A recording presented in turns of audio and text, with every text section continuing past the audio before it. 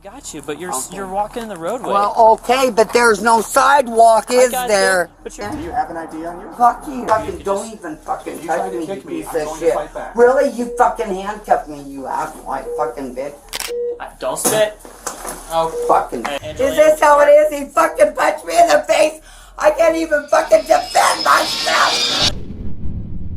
Welcome to Loveland, Colorado, where the streets are more than just a path to walk, they're a stage for drama. On this peculiar day, our star, a sprightly 59-year-old lyrical wanderer, meets Loveland's finest, Officer Hobbs and his sidekick, Officer Russell Maranto. It's a tale of poetry meets policing, where singing in the streets becomes the hottest ticket in town. In our Loveland Odyssey, the curtain rises with Officer Hobbs responding to a peculiar call of woman, our poetic protagonist, wandering the streets not with malice, but with melody. Imagine a parking lot transformed into her personal stage, her steps choreographed to the rhythm of her own song. Officer Hobbs, expecting chaos, but instead, he finds our 59-year-old bard, reciting verse as she strolls. It's not every day an officer encounters a walking, talking poetry book. She's like a modern-day Shakespeare, if Shakespeare wore sneakers and wandered parking lots. Nothing, just walking along, singing a song all day long. Can you just hang out and talk with me, please? I'm just singing a song all day long. Okay, are you walking in any traffic, though? Ma'am? I'm just singing a song all day long. Try 263, she's walking away from Is there no freedom? There is, but I can't walk along and sing a song. See, I have the full volume. Perfect. So well, I can't walk along. Not on the road. You know what I mean? So I'm getting told that you're like out in the roadway. Oh, okay. Can you stop with me and just talk with me just for a second? There's no sidewalks. I know.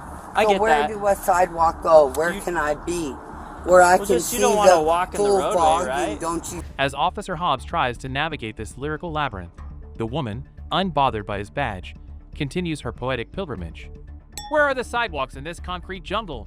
She muses, turning a simple query into existential prose. Officer Hobbs, armed with a badge and a befuddled expression, asks for her ID, only to be met with more poetic puzzles. Ma'am, do you have an ID? I'm just walking, singing a song, dude. I got you, but you're walking in the roadway. Well, okay, but there's no sidewalk, is there? But if you're walking out on 287, there's no sidewalk, is there? I was crossing the road. Can I give you a ride somewhere? No, thank you. Are you from Loveland? Maybe. I'm from all lands. You see, the land, the air, the sea, from Oceania to Oceania.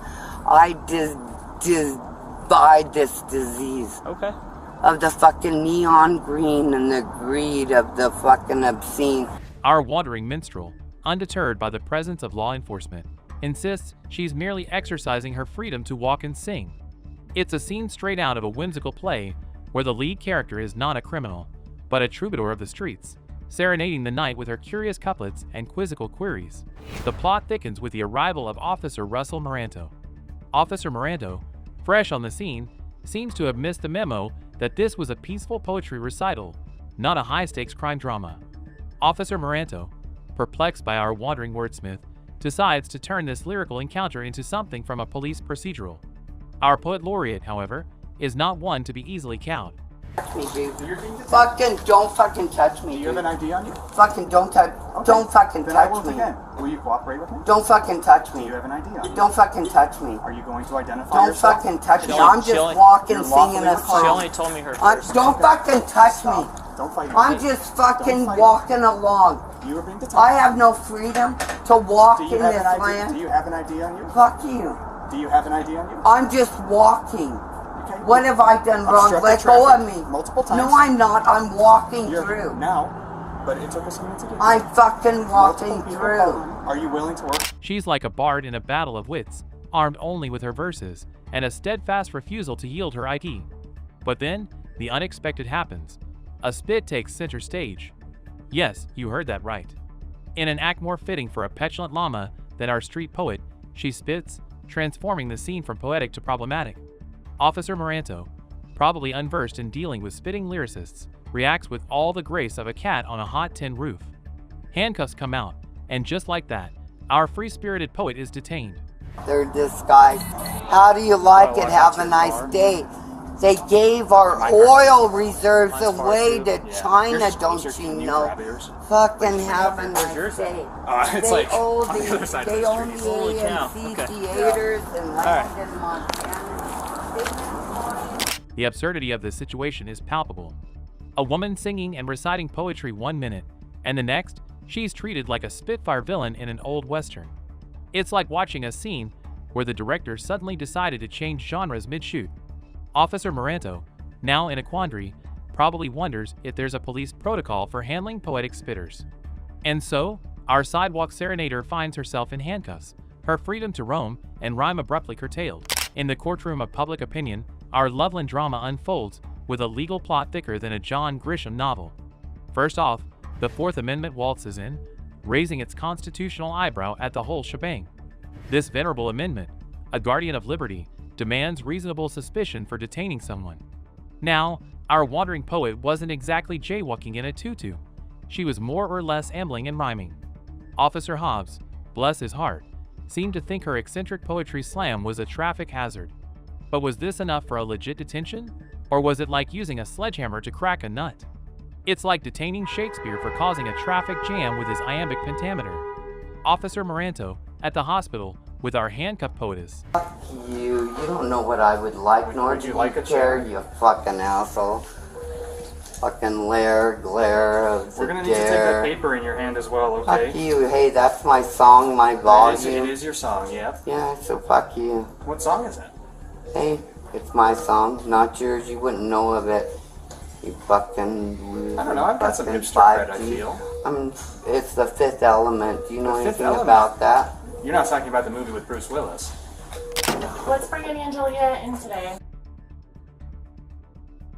Walking along, since you're asking Angelia, you don't fucking speak for me, you Margarado fucking piece of shit. Okay, let's watch she the said language. Angelia, you piece of Angelia, shit. I will not tolerate Yeah, that language. well, I will tell you, I'm not tolerating that I can't walk down the street.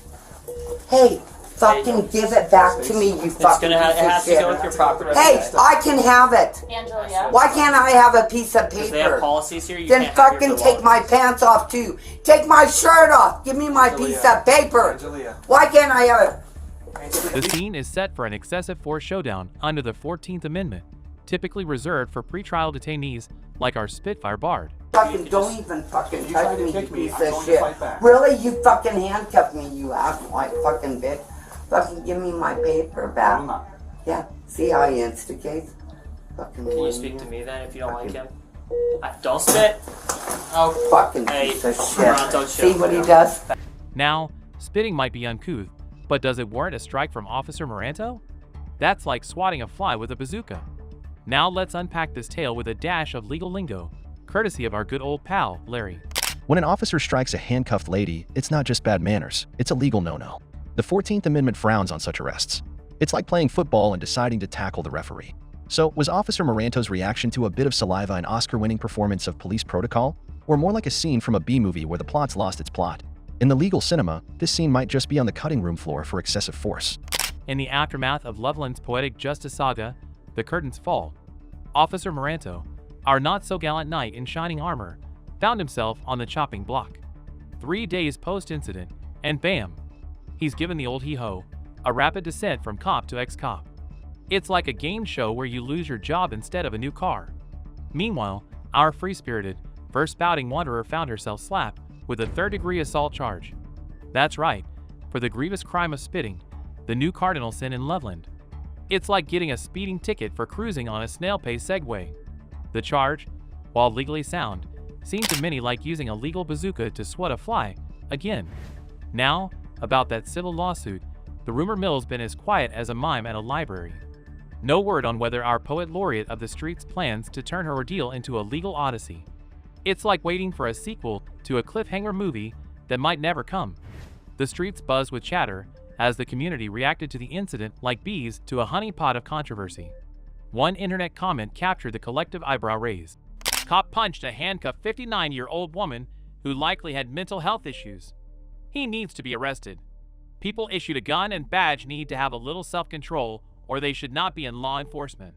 This sentiment echoed through the digital corridors like a wake-up call in a silent night, highlighting a growing demand for higher standards in law enforcement.